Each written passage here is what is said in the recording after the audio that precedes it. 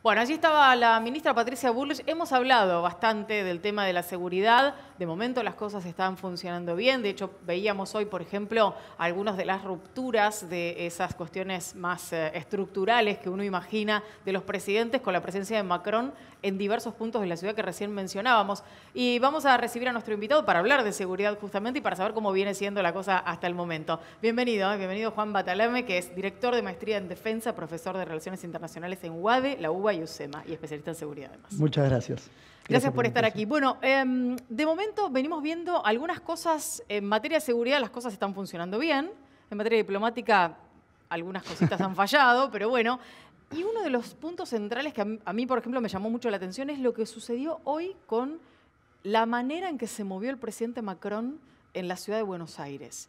¿Eso es un punto como para considerar el formato que se ha dado a la seguridad? Siempre se consideran estas cuestiones donde los presidentes se salen de lo que son los dispositivos. En realidad no se salen de los dispositivos.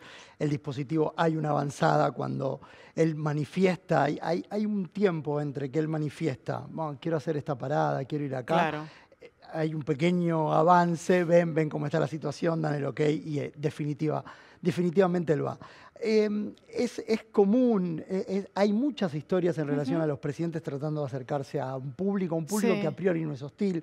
Hay muchas medidas de seguridad que no se ven y que son imperceptibles desde el punto de vista de los presidentes, lo cual señala que les dan ciertas garantías desde el punto de vista de que pueden moverse con cierta libertad. Una de las cuestiones fue, sobre todo en la zona de la Plaza de Mayo y la Catedral, porque había mucha gente, mucho público de a pie, y uno tenía la idea de que no podía acceder nadie a ese segmento de camino del presidente Macron. Sin embargo, la gente estaba muy cerca y él además accedió a saludarlos y a charlar un poco. Estaba previsto que eso sucediera, o sea, hay tramos donde los mandatarios se podían cruzar, sobre todo hoy jueves, con público, con argentinos en general. Sí. A partir de hoy a las 9 de la noche, eso se restringe. Termina todo. Mañana hay áreas donde ya el público no se va a poder cruzar. Claro. Obviamente porque van a estar todos, obviamente porque los niveles de tensión son mayores y porque también en la ciudad van a estar lo que habíamos hablado la vez pasada, que es la contracumbre.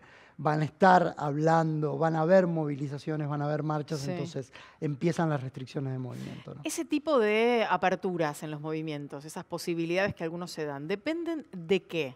¿De la voluntad de los presidentes y las ganas que tengan y de lo que les complique en la vida a sus equipos de seguridad o de que efectivamente todo esté dispuesto para que puedan hacerlo? De esa segunda parte. De la segunda parte. El presidente puede tener mucha voluntad, pero si los equipos de seguridad dicen no, no conviene, no, es muy lejos, no, es un poco más peligroso de lo que podemos estimar, por lo general los equipos de seguridad entre comillas, mandan, o sea, prestan mucha atención, sobre todo porque habíamos hablado de que todo el esquema de seguridad es un esquema de seguridad compartido entre la Argentina y los países que vienen a la República Argentina. Entonces, demanda, pone presión no solamente a la Argentina, sino también a sus equipos. Claro. Y entonces todos hablan y todos están hablando. Entonces, si hay algo que ellos logran entender, o los líderes logran entender, es que la seguridad tiene una razón de decirles por qué no, exactamente. Está primero.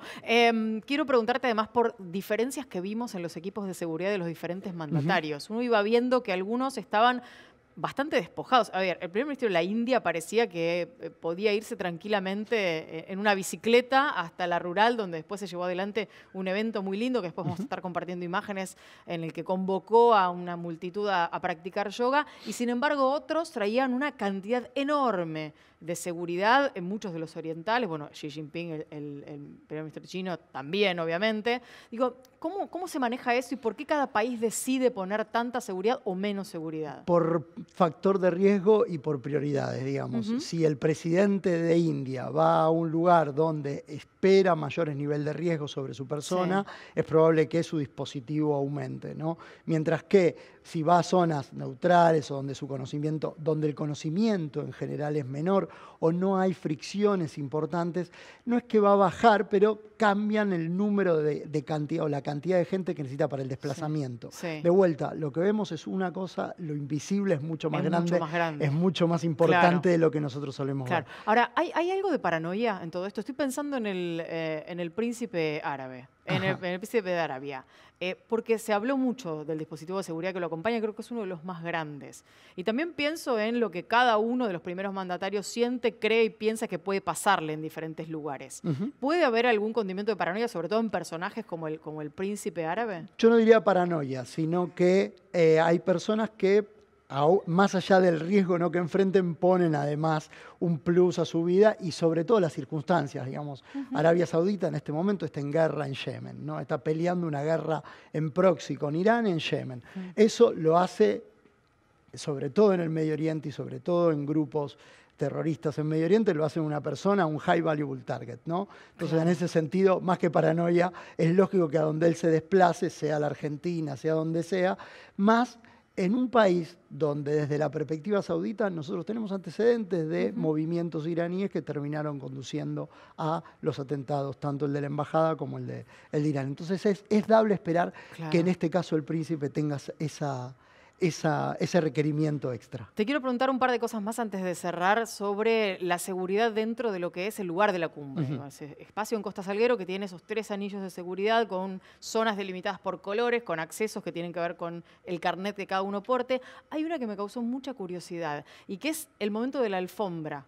Sí. Esos 10 metros en los que el primer mandatario va solo, a pesar de que detrás del banner que vamos a ver del G20 van a estar sus, por supuesto, sus secretarios, etcétera, pero además su equipo de seguridad. ¿Sufre mucho la seguridad en ese momento cuando lo dejan solo? No, justamente ahí opera lo invisible, opera lo que no se ve.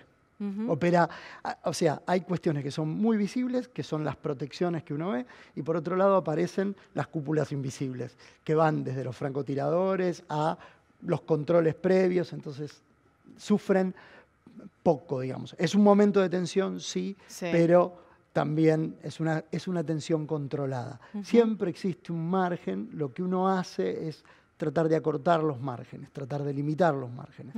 Pero, digamos, riesgos hay, pero son riesgos calculados. Claro, claro. Y puertas adentro de esas reuniones de la cumbre, donde están mucho más solos, por decirlo de algún modo, que en el resto del movimiento que tienen. Están al lado de un colega, de un compañero, pueden charlar entre ellos y demás. ¿Cómo es el trabajo, ese trabajo silencioso? ¿Cómo es? ¿A qué distancia está? ¿Cuánto? En los perímetros, depende, varían, pero obviamente hay un perímetro. A ver, ¿cómo ponerlo? Si yo estuviera en este estudio, por ejemplo, detrás de todo lo que no se ve en cámara, habría gente que está intercomunicada, está hablando, está mirando constantemente.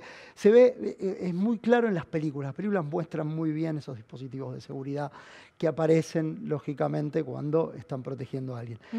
La mejor tarea que hacen los equipos de seguridad es cuando no se nota su presencia. Te voy a seguir preguntando, pero mira, estamos viendo las imágenes en vivo de la llegada del primer ministro japonés.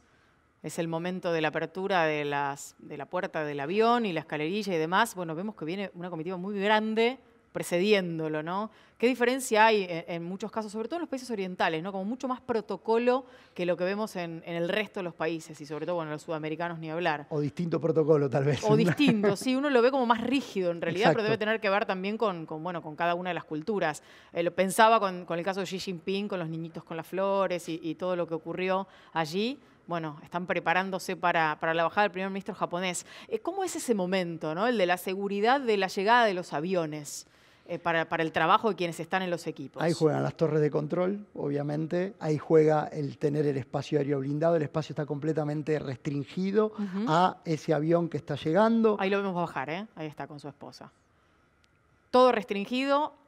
Y el avión tiene toda libertad y prioridad para aterrizar. Y una vez que llega, obviamente, hay un espacio libre que tienen que cubrir.